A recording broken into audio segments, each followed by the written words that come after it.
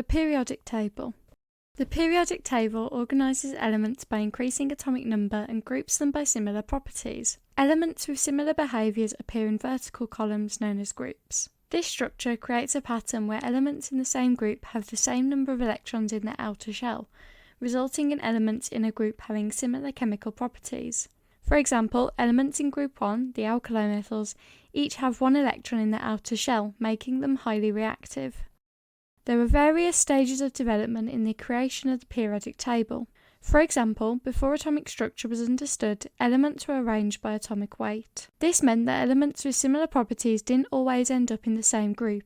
Dmitry Mendeleev made crucial amendments to the periodic table by leaving gaps for undiscovered elements, predicting their properties based on the surrounding elements. When protons and neutrons were discovered, the periodic table was further amended to have elements arranged by their atomic number. Metals and nonmetals have different characteristics. Metals form positive ions and are found towards the left of the periodic table, whereas nonmetals, which form negative ions, tend to be found on the right side. The formation of positive or negative ions is linked to the atomic structure, where metals tend to lose electrons to become stable, and nonmetals tend to gain or share electrons during bonding.